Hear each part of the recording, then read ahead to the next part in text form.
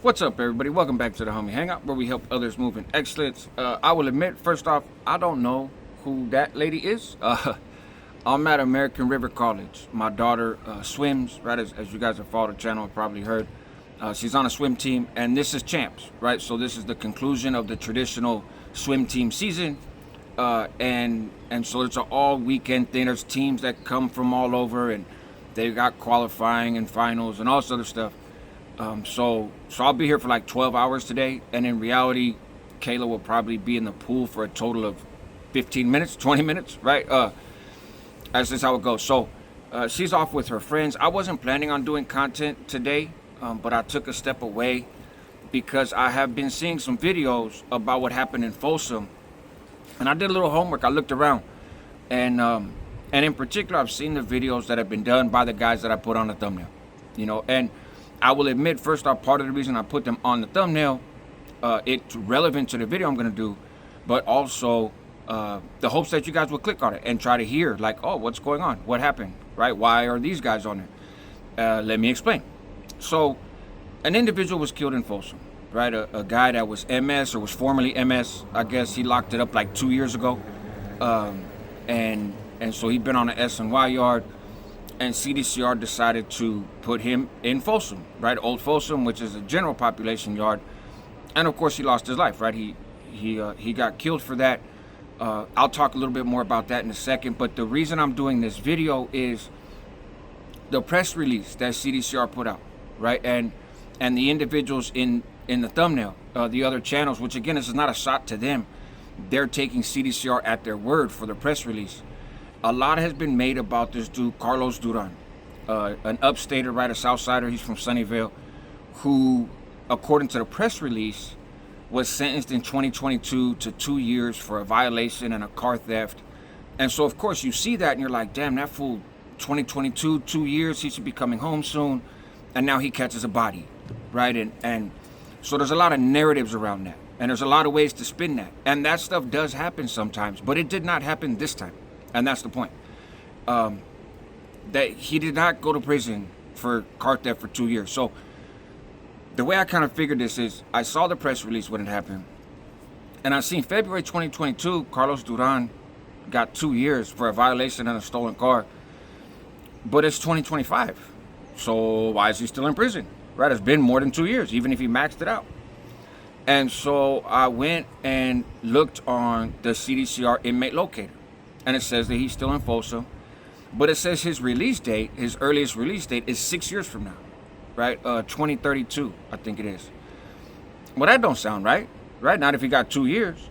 And his release date would not be changed based on the homicide, because he's just accused right now, right? Like, they can't change your release date until you've been sentenced, convicted, and then sentenced, and then you have a new release date. He's not anywhere close to that process yet. He just got picked up for the hot one. So that must be his release date from his commitment offense. So I Googled his name, right? Google's free, and looked up his name and realized that he had gotten popped for attempted murder, which is a lot more serious than a violation and a stolen car with priors. He got popped like 5-6 years ago in Sunnyvale, ran up on some, gangbanging, ran up on somebody that he thought was a northerner. Maybe he was, maybe he wasn't. That individual turned to run away. Didn't want that smoke, and apparently Mr. Duran shot him in the back, right, as he ran off, and then jumped in a car with a female, and they dipped off. They get picked up in San Jose. The female was from Poco Way. She tells on him, right, of course. She tells on him, and he gets convicted of attempted murder. I don't know if he went to trial or not. I don't know all the particulars. But Southsider from Sunnyvale got convicted of attempted murder, and that's what he went to prison for. And then I reached out to somebody from San Jose and kind of talked to them, and they have some knowledge of the situation. And they said, man, his points had just dropped. His points had just dropped. He had just showed up at Old Folsom like a week ago, right? A week ago or a month ago, but I think it was like a week ago. And now here he is. His number gets called. So that whole narrative, right? Everything connected to, man, this guy only had 2 years. Like I said, it didn't make sense that he'd have 2 years and still be in prison 3 years later. But I don't fault these other channels, right? They're going based on the press release. CDCR is a dysfunctional environment. It is they're just not qualified, right, to do much of anything correctly, and not even issue a press release and tell you about one of the individuals that they're accusing of a homicide. It said it happened in a day room, which kind of threw me off because I didn't know that Old Folsom had day rooms. I'd never been to Old Folsom before. I just sort of pictured it being similar to San Quentin. And San Quentin, like Carson section, Badger section, Alpine, they don't have day rooms. There's a floor that you walk on, right, when you get to the ground floor, and it's kind of wide open. But otherwise, it's 5 tiers on one side and a wall on the other. There's no real day room. So I don't know. If any of you guys have been to Old Folsom and know the setup, feel free to let me know. I don't think it's that big of a deal, but the reality is they took this dude's life, blasted him like 20-something times, I think. And they blasted him, though, and now I'm going to get to the other part of this video. They blasted him because he came from an S&Y yard. And it is impossible that the staff at Old Folsom, right, at least the managers, right, as Hector Bravo called them, the managers, the administrators, there's no way in hell that they didn't know that that dude was coming from an S&Y yard. And this is not the first time that somebody has come from an S&Y yard and been put on a GP yard and lost their life. Gotten executed for that fact alone, and so there's priors here, and all this talk I've been seeing here and there of the California model, and the California model's gone, they're not doing it anymore. I wouldn't be so quick, man. I think that's semantics. I think that's propaganda, right? Because integrating is part of the California model, to the best of my understanding. That is a part of it, right? The language changes and the programs and stuff too, but also integrating, because they say that integration is necessary to prevent convicts to come home, because you're going to have to be neighbors with people you don't necessarily like, and you can't just stab them. Very kind of gaslighting BS thing, because prison is not your community. It's not the same as your community out here. But so clearly they're still doing California model type shit in integrating GPs and SNYs, or SNYs with GPs. And the results are the same. And it's fair to say with this dude, Duran, right? Carlos Duran, I don't know where he came from before Old Folsom, but obviously he was behaving himself pretty well. His points dropped, and he made it down to a level 2 or level 3. I'm not sure exactly what it is over there.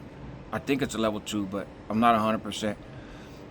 But if he came in for an attempted murder with 10, 11 years, probably had level 3 points, right? And so would have dropped down to a level 2. That's my case. I got 10 years for attempted murder in 96. I came in with level 3 points.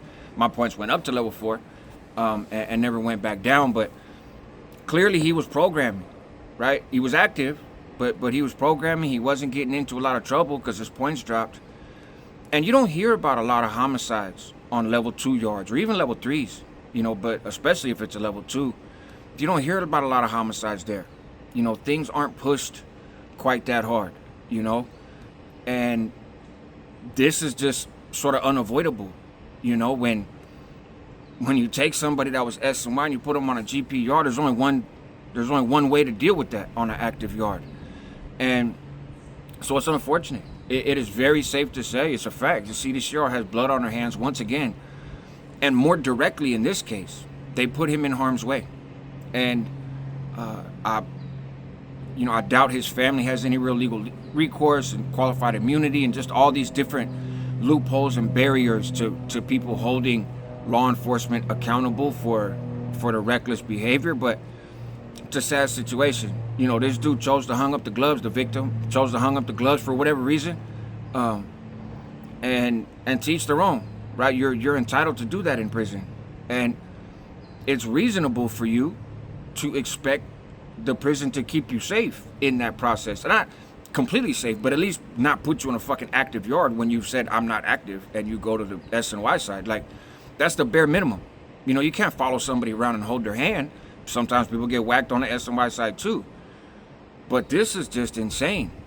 And goes to show you, man, that the corruptness and what's going on is a mess. And I really believe, and I'll do more content about this another time. I'm going to keep this video short because I got to get back to the activities. But I really think this is all part of the plan to put the SHOOD back in place. CDCR is pissed off that the end of hostilities has stood. that these dudes that are supposed to be the worst of the worst, and these savage gang members and criminal organization leaders and all this other stuff, homicidal maniacs, that they have found a way to coexist with other people from different races or geographies that are like them, supposedly. They found a way to coexist without no big riots, no big wars. And CDCR hates that because they need violence to justify harsh treatment. And harsh treatment is more expensive, and they want that. And it helps fit their whole narrative for law enforcement in California in general, right? Relies on this narrative. And since the convicts aren't playing into it anymore, they have to force it, right? Oh, you guys don't want to be violent? We're going to force you to be violent. We're going to take these dudes, the rats and the dropouts and the snitches and the drug debt people and the weirdos and the bad charges, and we're going to sprinkle them amongst your population because we know what you got to do to them. And if you choose not to do it to them, then you go over there, and then we'll sprinkle you somewhere maybe someday, and you can lose your life too, right? Like, it's a sick game so that they could turn around to the public and say, wow, look how violent these people are. Look how dangerous it is. See, we have to lock them up. You know, I think they're pressing buttons, waiting for some large-scale activity on the active side. Oh, let's just lock down all the level 4s. Like, let's keep poking at the bear. And at some point, these convicts on these GP yards are going to react. And when they do, we're going to snatch up their leaders. And we've already softened up the mentality of the public with all these RICO indictments and all this other stuff of going and saying, look, this is what happens when we let them out of solitary confinement. They're all getting indicted. They're all doing all this crazy stuff, which if you really look at the details, a lot of it ain't that crazy. It's just normal shit. But according to them, right, it's serious, it's significant. And then now, look, they're getting violent. We got to. And I don't know, man. I'm not a big conspiracy theorist. I tend to deal with facts, but that's what it's looking like to me. I find it hard to believe that people are just this dense. Like, there has to be an agenda. There has to be a motive. You know, you can't just be this unqualified, right? You're intentionally messing things up, you know, for some grander purpose. And that's what I think, at least. I don't know. You guys let me know in the comments what you think. Help others move with excellence. Again, this is not me taking shots at Hector Bravo or Jay or Slug. It's just letting it be known, man, you got to be a little careful. CDCR apparently can't even make a fucking memo right. So you got to kind of double check a little bit sometimes. But yeah, no shots to them, man. This is shots at CDCR. So help others move with excellence. That's what homies do. Help yourself at the same time because you're worth it. Help your community because they need you. You guys take care, man. Enjoy your day. It's hot out here in Sacramento. I should be in Nevada by tomorrow morning. I'm looking forward to it, but it's probably going to be hot out there too. You guys have a good one, man. And stay tuned to the channel. I dropped content all last week. I'm going to be dropping content next week. And I appreciate you guys, man, for getting me back in the algorithm. So take care.